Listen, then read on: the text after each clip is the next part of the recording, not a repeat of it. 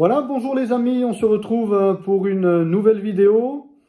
Alors aujourd'hui, le thème, c'est pourquoi il n'y a pas de réveil. En tout cas, dans nos pays occidentaux aujourd'hui, il n'y a pas de réveil. Alors pourquoi? Même si par-ci par-là, dans telle ou telle communauté ou dans tel ou tel endroit, il peut y avoir des temps, voilà, qu'on peut appeler des temps de réveil, mais en tout cas, ce n'est pas encore le réveil tel que on l'attend, hein, tel qu'on l'a connu au début du siècle dernier, à partir de 1930, en tout cas en France, voilà, Angleterre, France, et puis après qui s'est répandu dans le monde entier. Eh bien, on attend un nouveau réveil, n'est-ce pas? Et donc, pourquoi finalement il ne vient pas? Pourquoi ce réveil se fait attendre? Quand je parle d'un réveil, je parle vraiment d'un mouvement de l'esprit, alors qui va agir peut-être puissamment dans une communauté déjà, ou dans plusieurs communautés, et puis qui va s'étendre à une région, à plusieurs régions, à un pays, à l'Europe, et finalement au monde, nous concernant, parce que nous, on vit en Europe, moi je vis en Suisse. Alors pourquoi il n'y a pas de réveil? Nous l'attendons, ce réveil, ce renouveau du Saint-Esprit. Alors il y a quelques éléments de réponse rapides que je voudrais relever avec vous, et je lis pour cela dans Actes chapitre 1er, le verset 4.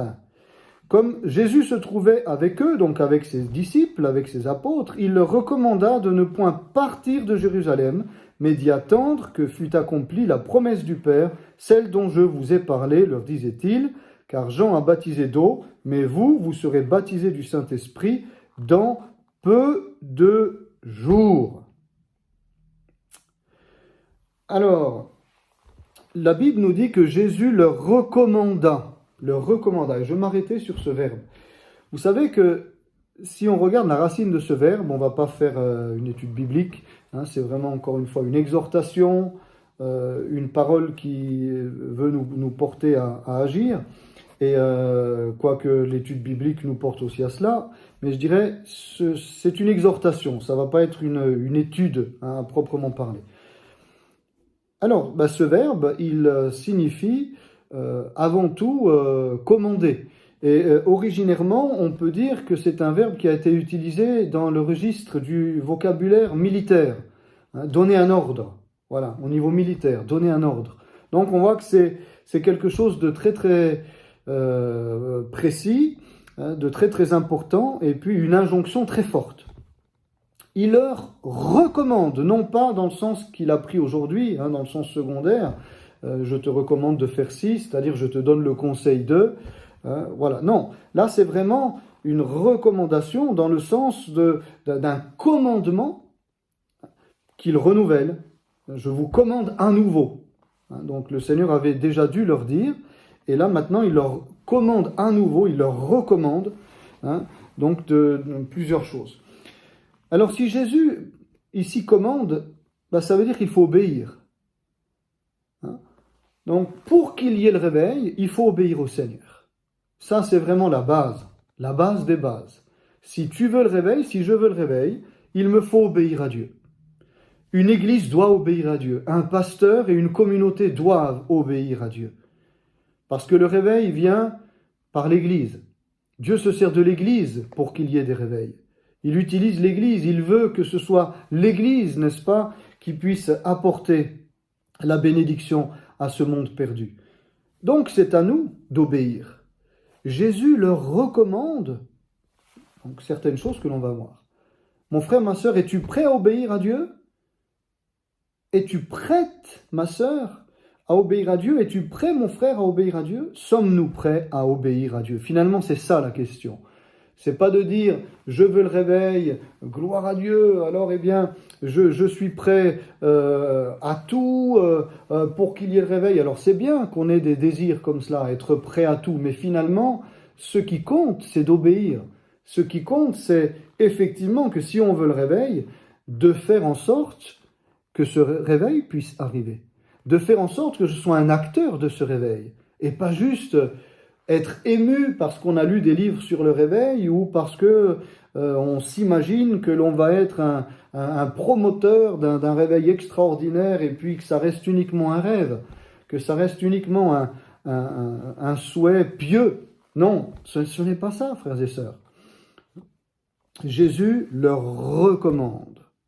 Le verbe ici, je le répète, est un terme qui a été utilisé aussi dans la parole de Dieu lorsque Jésus, par exemple, commande à un esprit mauvais de sortir. Donc on voit que c'est avec autorité, il commande avec autorité.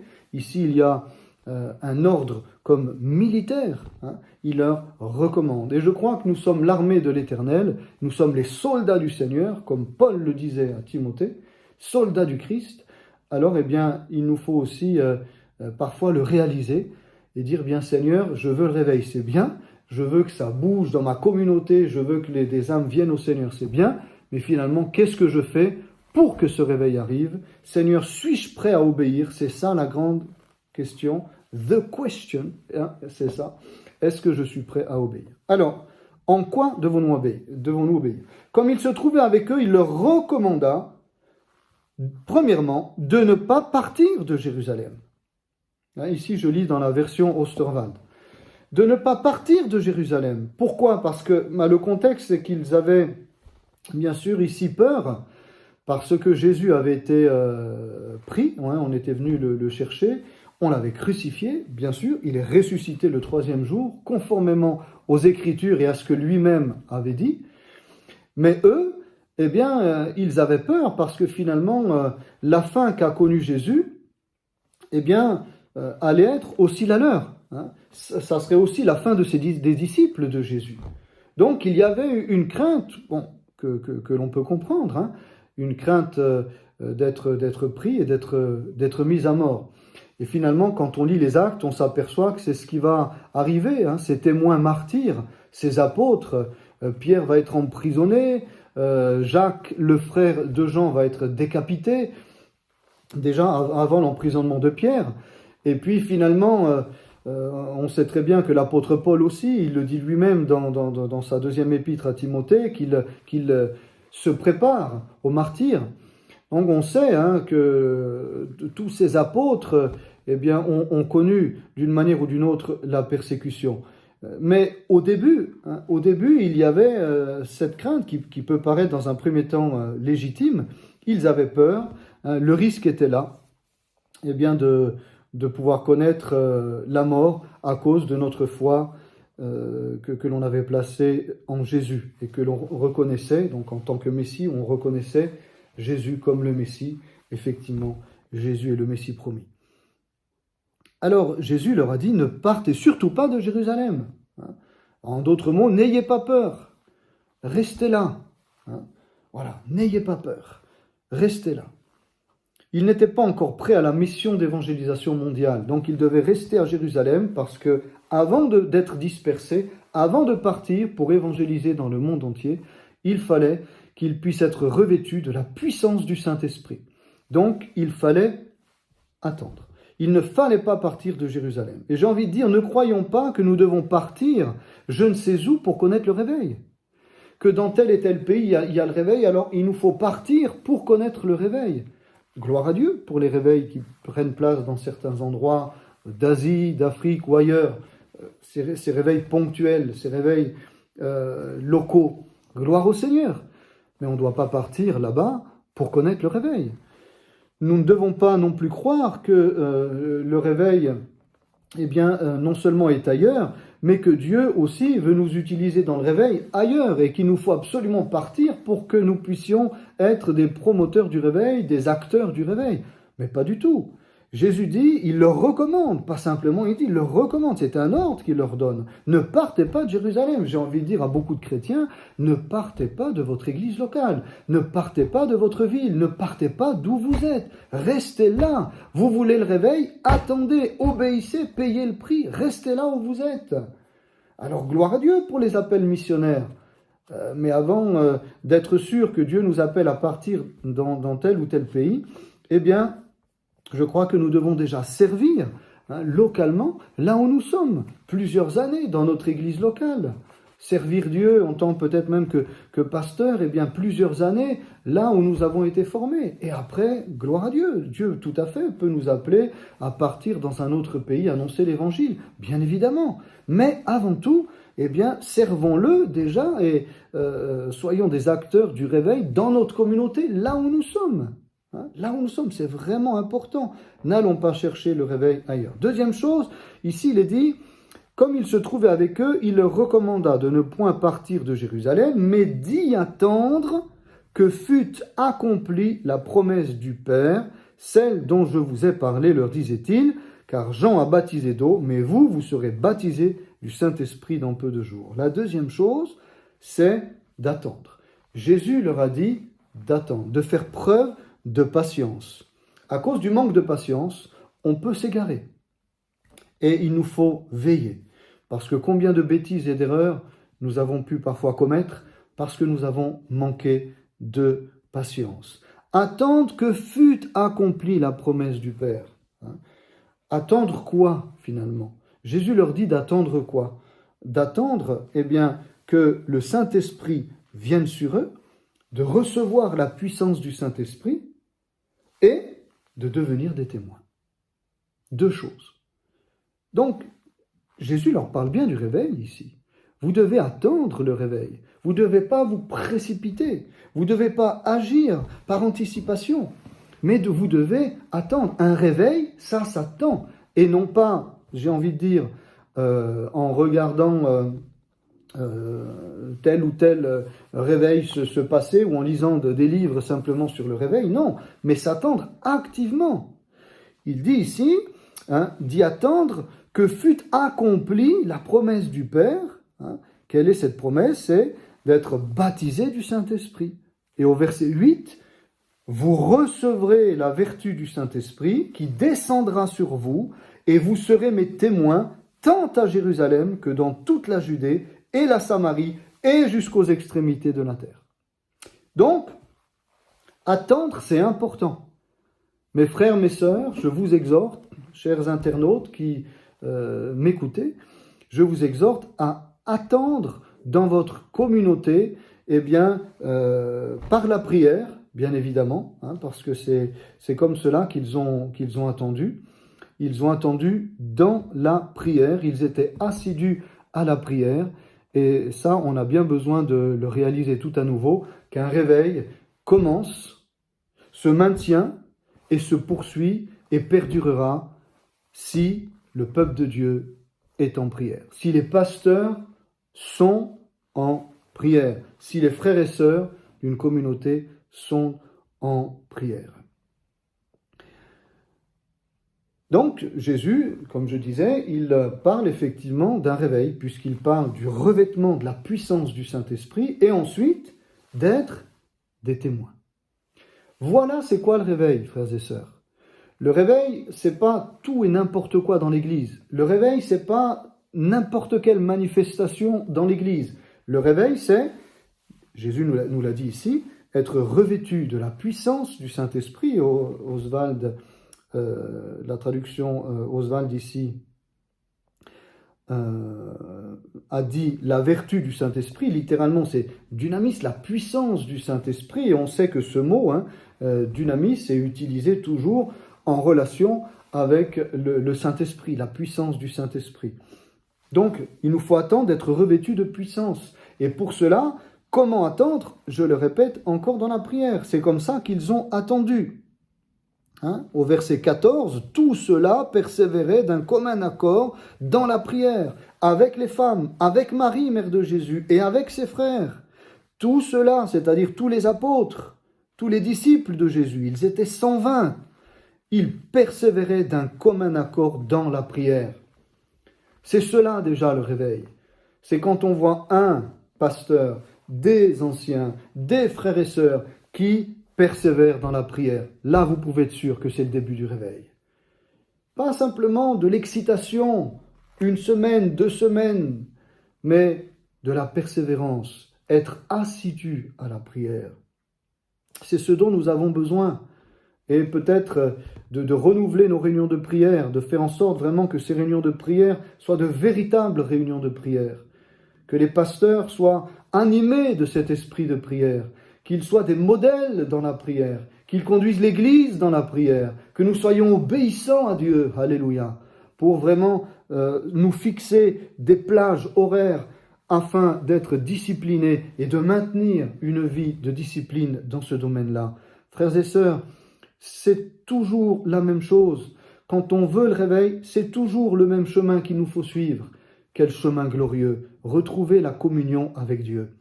Pour ceci, il y a au verset 12 un mot important. La Bible nous dit « Alors ils retournèrent à Jérusalem ».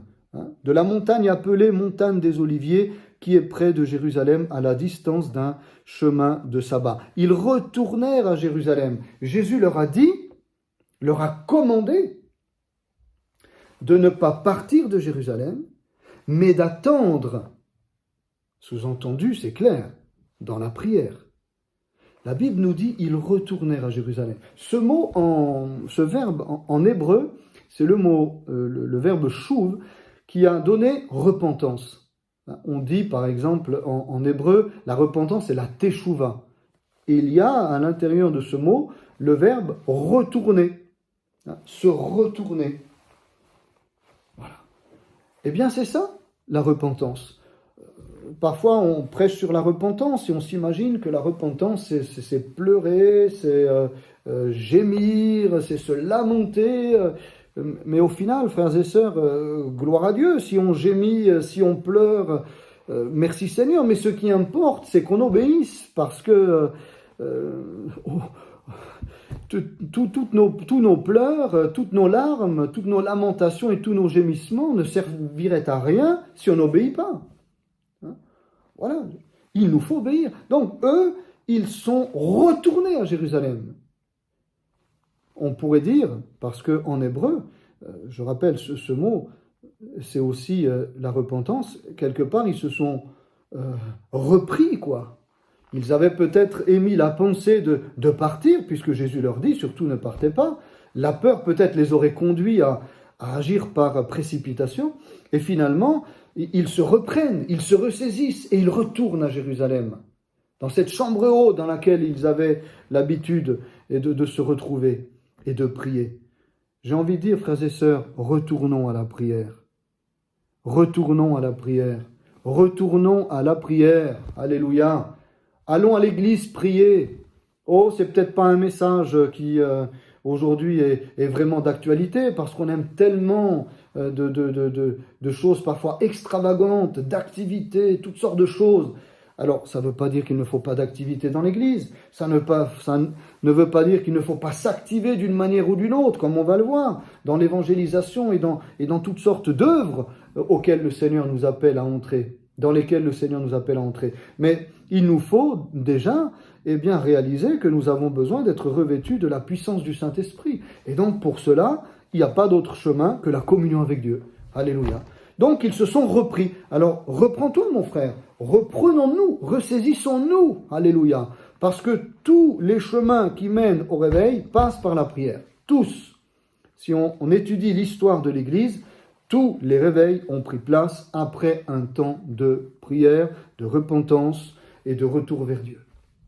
Parce qu'on a besoin, les uns et les autres, de nous tourner vers le Seigneur, de faire le point avec Dieu, de nous laisser sonder par le Saint-Esprit et de permettre à Dieu, au Saint-Esprit d'agir. Alléluia.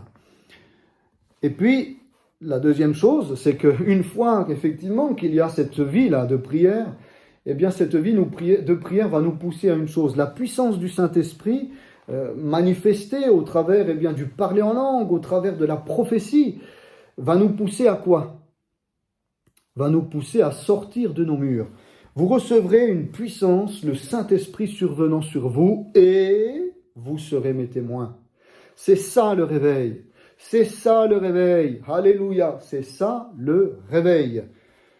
Retrouver une communion avec Dieu, entre frères et sœurs, retrouver le moteur de la prière, revenir, se ressaisir, parce que c'est vite fait de s'endormir, et Jésus avait dit à ses apôtres, priez avec moi, intercédez avec moi, tenez-vous dans la prière avec moi, et puis eux, ils s'étaient endormis. Endormis, effectivement.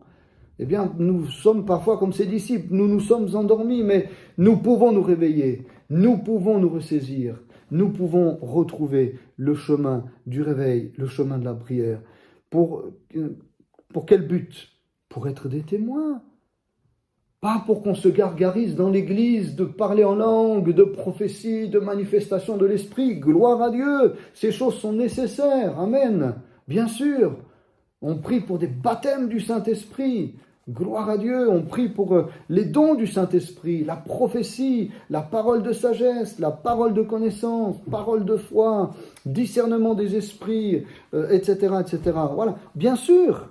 Mais quel est le but du réveil dans l'Église? Frères et sœurs, c'est de sortir, c'est d'être des témoins. Et vous serez mes témoins à Jérusalem, dans la Judée, dans la Samarie et jusqu'aux extrémités de la terre. Si aujourd'hui, nous qui sommes en Suisse, nous pouvons témoigner du Seigneur, c'est parce que eux, ils ont fait ce que Dieu a dit, ils ont obéi à Jésus. Et c'est pour ça qu'aujourd'hui, nous pouvons faire ces vidéos et nous pouvons témoigner du Seigneur. C'est parce qu'ils ont obéi. Et vous serez mes témoins. Oh, que c'est beau, frères et sœurs, de connaître le réveil. Parce que quand on est en prière, avec nos bien-aimés, avec nos frères et sœurs, on a une seule chose à cœur, c'est de communiquer cet amour à ce monde, qui a tellement besoin d'amour, tellement besoin de paix, de guérison, de délivrance, de libération, de réconciliation. Ce monde a besoin de voir une église vivante. Ce monde, quelque part, nous le reproche parfois. Vous êtes où, les chrétiens?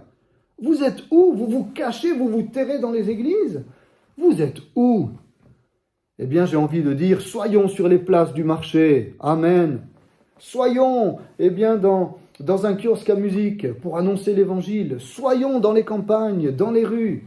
Allons à la rencontre des campagnards. Soyons dans les haies, dans les campagnes, dans les villages, dans les hameaux, pour proclamer la bonne nouvelle du Seigneur. Vous vous rendez compte ce qu'on a?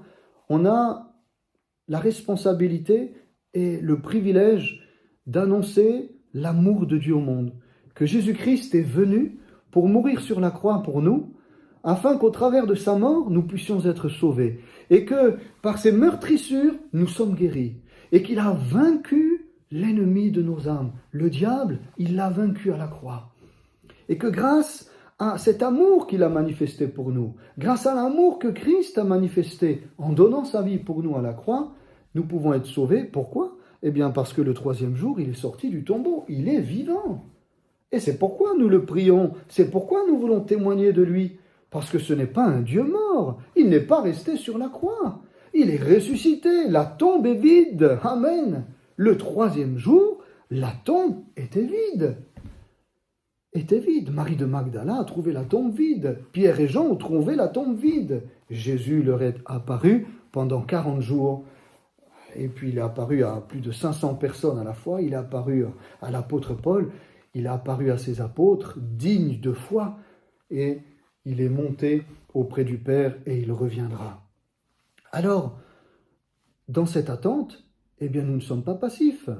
Nous sommes en communion avec lui, première des choses. Voilà, nous sommes revêtus, nous voulons être revêtus, renouvelés dans la puissance du Saint-Esprit. Nous voulons que dans l'Église, il y ait vraiment ce mouvement de Dieu, ce mouvement d'une action de Dieu, eh bien, dans l'Église. Et puis, non pas pour agir ensuite de manière insensée, et puis qu'il se passe toutes sortes de choses bizarres dans l'Église, mais pas du tout, pas du tout. Le Saint-Esprit ne fera rien, eh bien, qui n'est écrit dans ce saint livre. Les manifestations du Saint-Esprit, nous les avons là. Ce sont la prophétie, déjà le parler en langue. Quand on est baptisé dans le Saint-Esprit, le signe évident, le signe audible, visible, c'est le parler en langue. Mais on ne s'arrête pas là. Il y a bien sûr la prophétie, des paroles de connaissance, des paroles vraiment qui viennent révéler des problèmes, qui viennent donner une solution de manière surnaturelle et miraculeuse, et des dons de foi, ce qui est écrit là, des dons de guérison, des dons de miracles, discernement des esprits, la diversité des langues.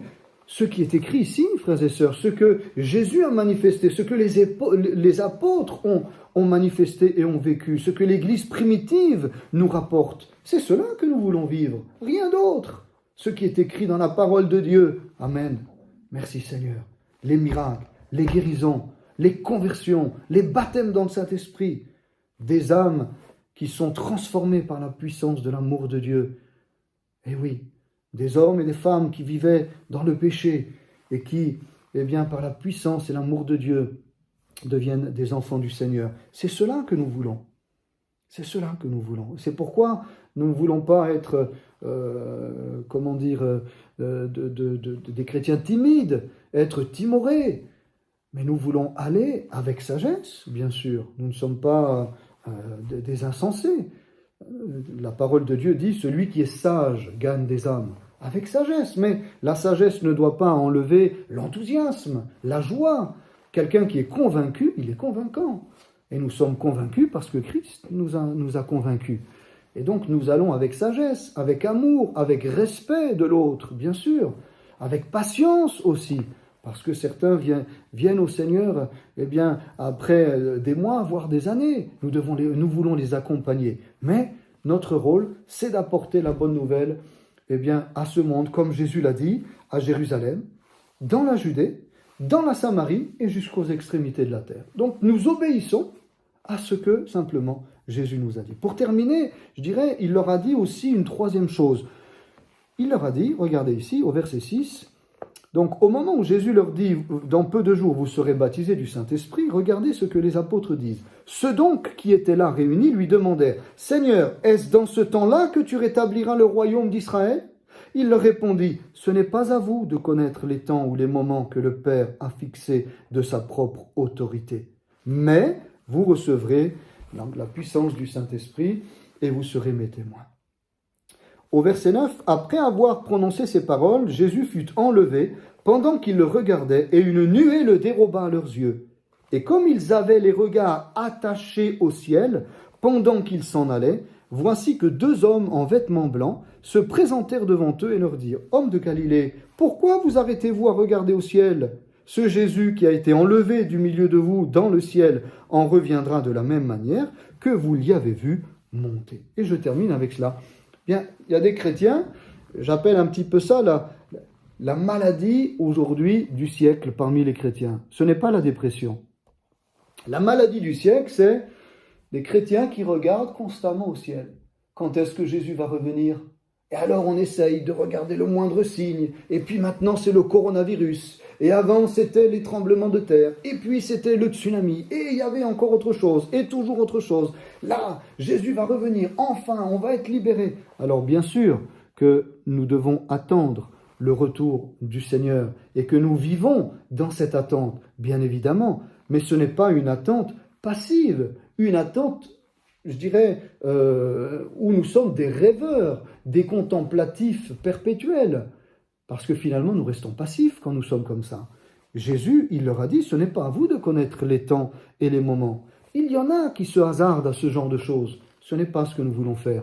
Il n'y a que le Père qui sait le jour où il va envoyer son Fils pour venir chercher son Église et puis après pour régner, n'est-ce pas, sur cette terre. Il n'y a que le Père qui le sait. Jésus nous a donné des indices, mais on ne connaît pas la date. Et loin de nous la pensée d'aller chercher tel et tel signe pour donner des dates approximatives ou proclamer, je ne sais pas, que telle année, le Seigneur va revenir. Loin de nous de telles pensées. Jésus dit, ce n'est pas à vous de connaître. Donc, voilà. Nous avons des indices, le Seigneur nous a donné des indices, ces indices nous suffisent. Ils sont là dans la parole de Dieu, on a parlé déjà la semaine dernière, des pestes, des famines, des tremblements de terre, des faux prophètes, l'amour du plus grand nombre qui se refroidit et surtout l'annonce de l'évangile dans le monde entier. Voilà le véritable signe, alors viendra la fin. Alors, et sinon on ne va pas, comment pouvons-nous hâter le retour du Seigneur si nous ne prêchons pas l'évangile ? Si nous n'allons pas dire à notre prochain que Dieu l'aime, si nous n'allons pas à la rencontre de notre prochain, alors ce n'est pas en regardant au ciel que l'on va agir, c'est clair. On attend le Seigneur, on attend son retour, on croit dans son retour, fermement, c'est notre espérance glorieuse. Mais durant cette attente, combien doivent encore rentrer dans l'arche ? Combien encore doivent connaître l'amour de Dieu ? Combien encore ne sont pas sauvés ? Eh bien, quelle joie, quand l'Église est réveillée, de pouvoir aller. Et au lieu d'avoir nos regards attachés au ciel, comme dit la traduction Osterwald, attaché au ciel. Alors, on a notre cœur, n'est-ce pas, qui est attaché au ciel, mais nos regards, quelque part, même s'ils sont tournés vers le ciel, nos regards sont tournés vers cette terre, parce que je crois de tout cœur que notre Père, ses regards sont tournés vers cette terre, qui va très mal, vers notre planète, vers eh bien, ces hommes et ces femmes qui ne le connaissent pas et qui sont perdus. Donc, nous voulons aller à leur rencontre, bien sûr en respectant la décision des uns et des autres. Notre devoir, ce n'est pas de convertir, ce n'est pas de forcer qui que ce soit, mais c'est d'annoncer l'Évangile. Et c'est Dieu, par l'action du Saint-Esprit, qui convainc. Ce n'est pas notre rôle. Nous, c'est d'annoncer l'Évangile, de répondre aux questions, de être entre guillemets, des avertisseurs, de ceux qui avertissent effectivement que après cette vie, il y a une autre vie, et que le Seigneur veut que nous soyons sauvés, que nous allions au paradis et que nous n'allions pas en enfer, et qu'il a fait ce qui est nécessaire pour cela, en donnant sa vie sur la croix pour mourir pour l'humanité tout entière, et que quiconque croira en lui ne sera pas condamné, mais sera sauvé, et que tous ses péchés seront pardonnés et qu'il sera réconcilié avec Dieu. C'est un message très très simple. Donc, ne nous arrêtons pas à regarder au ciel, mais allons prier, réveillons-nous, allons prier, et puis sortons, témoignons à notre prochain, témoignons à nos voisins, à nos familles, témoignons sur les places publiques, gloire à Dieu pour les autorisations que nous donnent aussi les autorités pour cela. C'est pourquoi soyons sages, annonçons simplement l'Évangile et laissons Dieu faire le reste. Et surtout, aimons notre prochain. Et je crois qu'il n'y a pas de plus grand amour, comme disait Jésus, que de donner sa vie pour des amis. Et nous donnons notre vie pour notre prochain lorsque, effectivement, nous allons à leur rencontre pour leur dire que Jésus les aime, pour manifester aussi des œuvres d'amour au travers d'un colis alimentaire, au travers d'une aide et d'un soutien moral, au travers d'une aide quelconque, du temps aussi que l'on consacre, parce que certains ont besoin de parler, ils ont des souffrances et ils ont besoin d'avoir une oreille attentive. Eh bien, nous voulons être l'oreille du Seigneur. Nous voulons être les mains du Seigneur, les pieds du Seigneur. Alléluia. Nous voulons faire ce que Jésus lui-même ferait. Si physiquement il était là, qu'est-ce qu'il ferait? C'est clair, prier, et puis ensuite on le verrait sortir, ici, à Yverdon, sortir dans les rues de Neuchâtel, sortir dans les rues de Lausanne, de Genève, sortir dans tes rues, sortir dans ta ville, sortir dans ton village. C'est cela que Jésus a fait. Et c'est cela que les apôtres ont fait. Et c'est cela que nous voulons faire. Je le répète, sans forcer qui que ce soit, sans juger qui que ce soit, sans condamner qui que ce soit. Notre rôle est d'annoncer l'Évangile.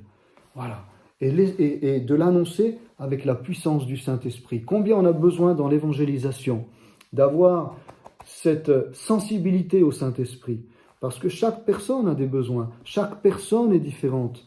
Et nous voulons nous faire tout à tous, comme Paul le disait, pour pouvoir, non pas témoigner de manière,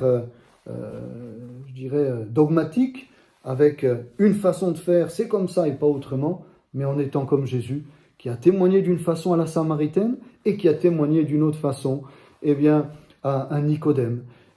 L'apôtre Paul, qui a témoigné d'une façon au geôlier à Philippe, qui a témoigné d'une autre façon aux autorités qu'il a rencontrées, le procurateur, ou d'autres, les Juifs, ou d'autres encore, les Grecs à Athènes. Il s'est fait tout à tous. Donc, le réveil, c'est cela, retourner à la prière pour pouvoir retourner sur les chemins, retourner sur le chemin de l'évangélisation, retourner sur les places publiques, retourner sur le marché, si nous ne le faisons plus, retourner vers notre prochain, retourner vers notre voisin. C'est ça le réveil, gloire à Dieu. Alors oui, on attend le Seigneur avec joie, notre attente, elle est merveilleuse, elle est glorieuse, c'est une magnifique espérance de ce qu'un jour nous serons avec Dieu, mais si nous sommes remplis de l'amour du Christ, nous voulons que cette joie que nous connaissons, que ce bonheur que nous connaissons, eh bien, nous voulons le partager, nous voulons qu'il soit communiqué à toutes celles et ceux eh bien, qui sont autour de nous, que nous connaissons ou que nous ne connaissons pas. Nous voulons pouvoir le communiquer plus loin. C'est cela, eh bien, le réveil, que le nom du Seigneur soit béni. Oui, Seigneur, pourquoi il n'y a pas de réveil? Parce que nous désobéissons, Seigneur, et pardonne notre désobéissance. Nous voulons t'obéir. Nous ne voulons pas partir de chez nous. Nous ne voulons pas, Seigneur, manquer de patience. Nous ne voulons pas simplement avoir nos yeux tournés vers le ciel et parler simplement de ton retour. Mais nous voulons, Seigneur, comme ils sont retournés à Jérusalem, nous voulons retourner à la prière, dans cette chambre haute, alléluia, et puis être prêts pour pouvoir être les témoins du Seigneur. Tes témoins, Seigneur, donne-nous la grâce de pouvoir connaître, eh bien, ce réveil. Oui, pourquoi il n'y a pas de réveil? Parce que nous désobéissons. Mais Seigneur, nous voulons obéir. Voilà, nous voulons obéir, nous décidons d'obéir. Et tu te plais, Seigneur, dans une âme qui obéit. Tu travailles avec ceux qui obéissent. Tu agis avec ceux qui obéissent. Tu accompagnes ceux qui obéissent. Tu travailles avec ceux qui obéissent. Alléluia. Nous voulons, Seigneur, retrousser nos manches et être des laboureurs. Aller au travail. Gloire à Dieu. Aller annoncer la bonne nouvelle par tous les moyens que tu mets à notre disposition.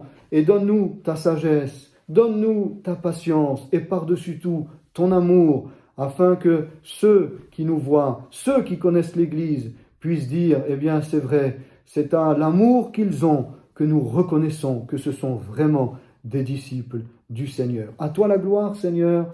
Bénis les internautes, bénis mes frères et sœurs, bénis peut-être des personnes et certainement qui ne te connaissent pas encore. Veuille les toucher et que tu puisses te révéler à leur cœur, leur révéler ton amour qui a été manifesté à la croix. Qui aurait donné sa vie pour des personnes qui sont des ennemis de Dieu? Nous étions ennemis de Dieu et pourtant tu as donné ta vie pour nous. Nous étions loin de toi et pourtant tu t'es donné afin que nous puissions nous rapprocher de toi. Nous n'avions que faire de toi, nous suivions chacun notre chemin et pourtant tu es venu à notre rencontre. Alléluia. Pour faire de nous tes amis. Oh, quel sauveur merveilleux nous avons, quel sauveur merveilleux je possède en la personne de Jésus-Christ. Et combien tu veux être l'ami, le sauveur et le Seigneur, encore de beaucoup d'hommes et de femmes, de jeunes et d'enfants et de vieillards. Oui, Seigneur, que ta bénédiction soit sur toutes celles et ceux qui nous écoutent. Envoie-nous, Seigneur, envoie-nous dans ce monde, envoie-nous auprès de ceux eh bien, qui sont à côté de nous, envoie-nous par ta grâce et fais de nous des témoins jusqu'à ton retour. Au nom de Jésus, Père. Amen, amen, amen.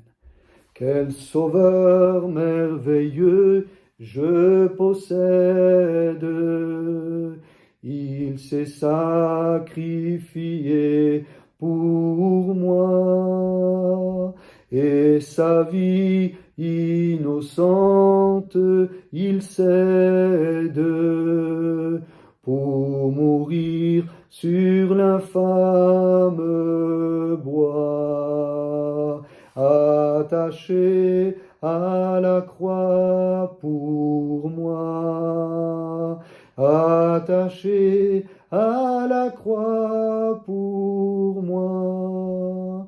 Il a pris mon péché, il m'a délivré, attaché à la croix pour moi. Amen. Que Dieu vous bénisse, bien-aimés. À bientôt pour une autre vidéo. Et d'ici là, prions, témoignons, réveillons-nous et obéissons à Jésus. Que le Seigneur vous bénisse abondamment, chers amis, chers frères et sœurs. À bientôt.